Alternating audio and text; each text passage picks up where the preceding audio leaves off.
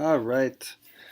This video will teach you how to use digital portfolios. I also call them ePortfolios. My name is Aaron O'Connell. I teach Spanish at Waukesha South, and I use this in my Spanish classes.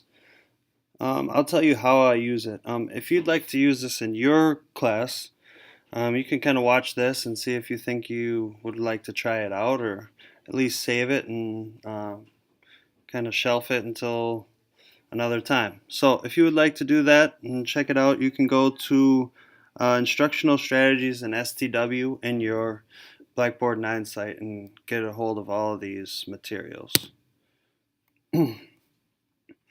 So when you get there, you want to go to Waukesha 1 Conference on the left-hand side. Click there. Then you want to click on Explore Something New. And the quick way to get there will just be hit Command F. Then you get that little trick. You get the little search up on the top, and you can search for digital portfolios, and there it is. Here's my course. Click on it. And these are the materials I'll be using and that you can use. This one you would want to use if you want to try this, the ePortfolio template.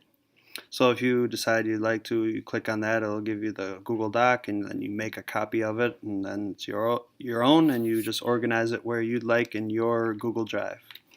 So I'll just tell you a little bit about the ePortfolio slides, how it works in my classes. I like to tell you a little bit about who I am and how I explain what these are to my students. I'm a Spanish teacher at South again. I lived and learned Spanish in Ecuador as well as other places. My proudest accomplishment was climbing up to the top of Machu Picchu in Peru. I use this story to talk to the students about their language journey, okay? And it could be a journey in any content, but I compare it to getting to the top of this mountain was a process, and it started for me with learning Spanish and then doing research to find this place, to find out about it. How do I get there? How did I get to Peru, and then when I'm in Peru, how do I get to Cusco, and then from Cusco, how do I make it out to this really remote area, Machu Picchu, and take the Incan Trail and camping and getting there, and who do you do that with, and what do you need? It's a lot of different things that it takes to get there. It's hard to do it on your own, and I definitely didn't do it on my own. So, however you want to help students understand that this portfolio should be looked at as the steps along the way that it takes to get to the mountaintop, or to create to feel that sense of accomplishment when you finished a work, okay, through a semester, through a year. And that's something that you carry with you. So how does it work? It helps student growth and helps with students taking responsibility, because again, they take that with themselves. That's their accomplishment. They own it, and they can choose to share it with other teachers. They can choose to share it with employers that they want to show where their skills are. A lot of people, I think, will be impressed seeing what they can put together through something that's very simple and practical, a Google Doc. So what the students do is they examine their range of work, okay? And it's, again, independent. It's their own work collected over time. This can be through a semester, a year, and I hope for some students they take it and they carry it on with them and they add to it as their skills continue to grow. So let's take a look at what an example looks like from my class. In Wisconsin, the original framework for this I got was called a Linguafolio. It's a product of some research that they did, and students taking a language journey. Okay, again, this could be any content. This could be my math journey. This could be my science journey.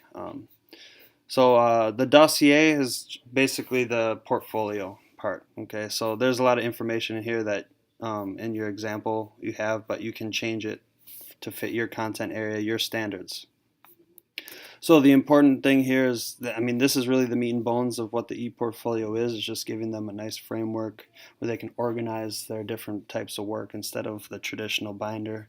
Now they can include pieces of work that are multimedia and digital in nature. So it adds another dimension adds something that's pretty powerful that they could open up on a cell phone and show somebody if they wanted to someday, or they could do it in a present it in a presentation to in a job interview or proposal at some point. Um, so let's take a look. You can link out to things like a Google Slides presentation. Okay, this one we did on Spanish-speaking places. A lot of people didn't know that they speak Spanish in Africa as well. Equatorial Guinea is their official language. Um, they can link out to videos of them actually bartering in a market. This student was visiting from Guatemala, and these students were able to barter with and actually do a transaction and negotiate. Can link out to anything that has a link online. You can link to anything that has a web address. Let's see, what's another good one? This one. This really demonstrates the out of class achievements that can be seen. This is a field trip where we visited Casa de Danza.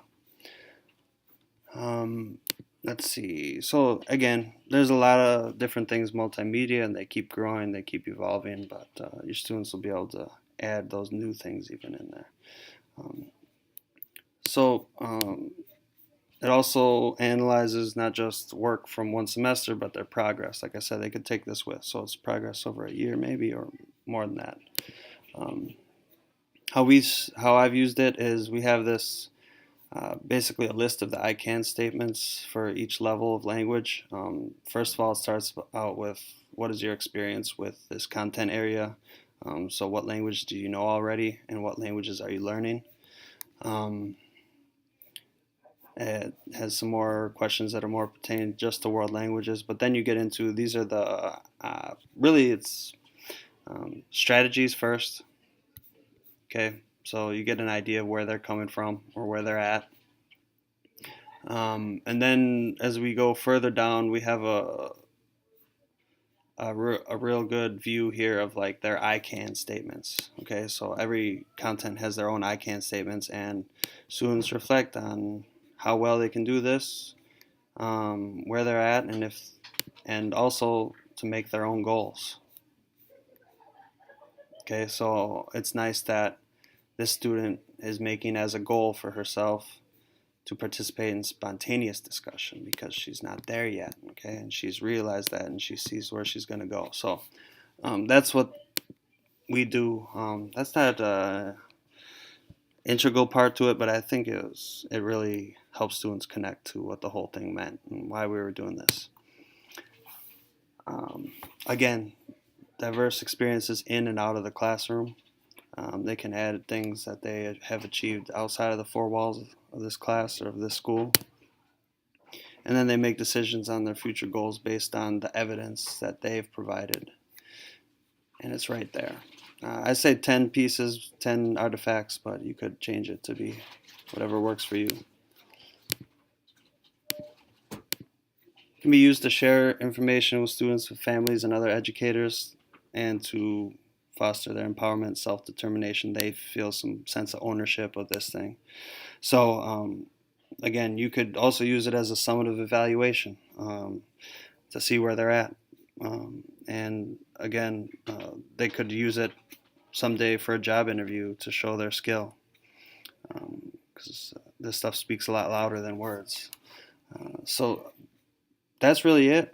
If you want to know how to make these nice links, I think they're just visually appealing rather than taking this is kind of a short link, but some of them can be pretty long, and taking a long link and pasting that in there, it looks kind of ugly. This is the way you can make it nice. So I'm going to make a copy of this so I can edit it, just like you'll do with that template there in the folder. If you want to use this someday, you can file it away and try it out. Try it out for yourself. So let's say we wanted to add a new YouTube video. Okay. let's just say it was this one. Okay, so I grabbed the link. You can hit Command C or right click, hit copy, and then we go to our Google Doc. And this is how you'll show the students how they do it. Let's say that it's just conversation video. So this is the standard. Okay, those standards would fit your class, and then what you do is you hit this icon at the top, insert link. Okay, once your cursor is right in there, insert link, then you hit Command V or right click and paste to the link, and then you name it what you'd like to. So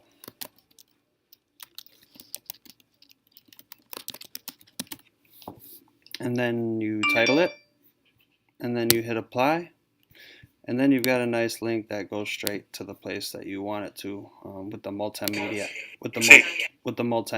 evidence that you want.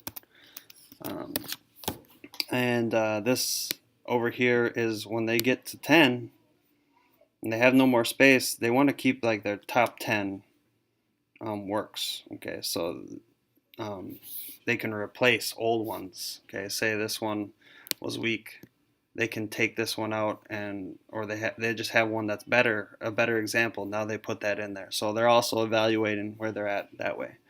So if you have any questions, email me. Here's my email address.